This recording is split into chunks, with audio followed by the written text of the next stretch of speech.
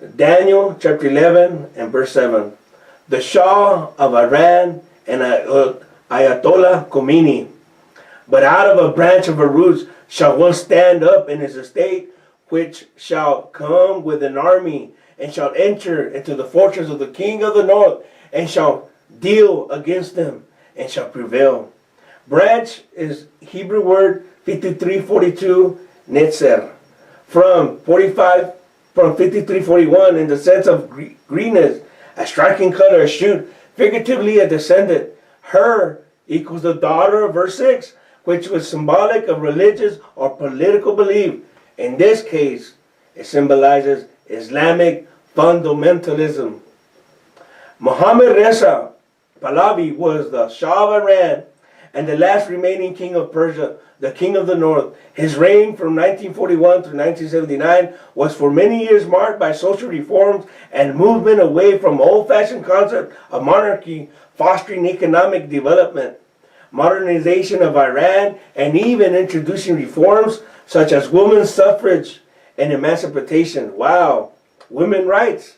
In addition, he dismissed religious scholars from their teachings and judicial posts, which the replacement by the secular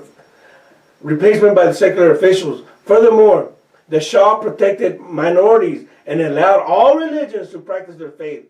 Like Sadat, the Shah of Iran maintained pro-Western policies, which were strongly opposed by the Soviet Union and religious Islamic fundamentalists. The Shah was a strong promoter of Israel and opposed communism. Due to Iran being a major supplier of oil, and because of Shah's pro-Western views, the Shah received strong support from Western allies. However, most of the Arab Muslim world believed that his westernization was adversative and hostile to Islam. But out of a branch of her roots shall one stand up in his estate, which shall come with an army, and shall enter into the fortress of the king of the north, and shall deal against them, and shall prevail.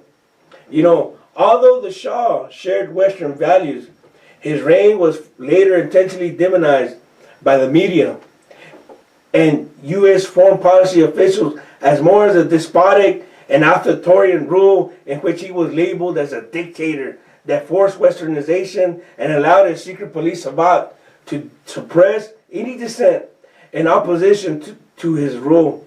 Does that sound familiar? The left media?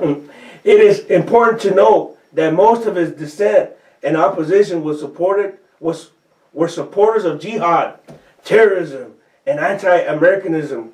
These so-called negative attributes, accompanied with corruption in his government and unequal distribution of wealth, led to widespread dissatisfaction and strong support for a prominent Shiite religious leader living in exile in Paris, the Ayatollah Khomeini. In response, Khomeini's supporters played and transmitted his tape-recorded messages, which erupted in massive demonstrations, strike, civil unrest, and riots that forced the Shah to leave Iran without resigning on January 16, 1979. Soon after, Khomeini returned to Tehran as Iran's religious and political new leader and introduced a new constitution based on Islamic law and proceeded to destroy all Western influence. Strongly opposing the pro-Western regime of the Shah of Iran, Khomeini returned Iran to a strict observance of Muslim principles and tradition and established an Islamic Republic in Iran. In addition, his Islamic constitution served as a model to neighboring Muslim countries to follow that wished to abandon pro-Western values which were viewed as contrary to Islam. Consequently, Khomeini is credited for encouraging anti-Western sentiment in the Muslim world by even calling the United States the Great Satan.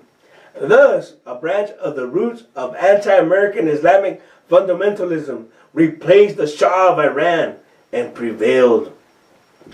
Special note, the Shah's overthrow marked the end of the Persian Empire. In a prophetic sense, it paved the way for the coming of the last or end-time Greece Empire, or the last he-goat. For in history, which is a foreshadow of that to come. Daniel chapter 10 verse 14, 1 Corinthians chapter 10 verse 11. The kingdom that replaced the Medo-Persian Empire was the kingdom of Greece. Daniel chapter 2 verse 39, Daniel chapter 8 verse 21. Although working behind the scenes, as the chapter advances, the end time he-goat will gradually step in the scene. Let me give you another additional note. Remember, the word north in Hebrew means dark and hidden. Think of secret agenda. It is evident that the toppling of the Shah of Iran was promoted by the U.S. Council on Foreign Affairs. I mean, that shouldn't surprise us, right?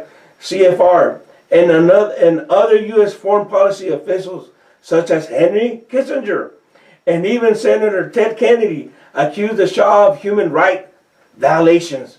Under President Jimmy Carter and his National Security Advisor Zbigniew Brzezinski, CIA operatives were installed in Iran prior to Shah's overthrow.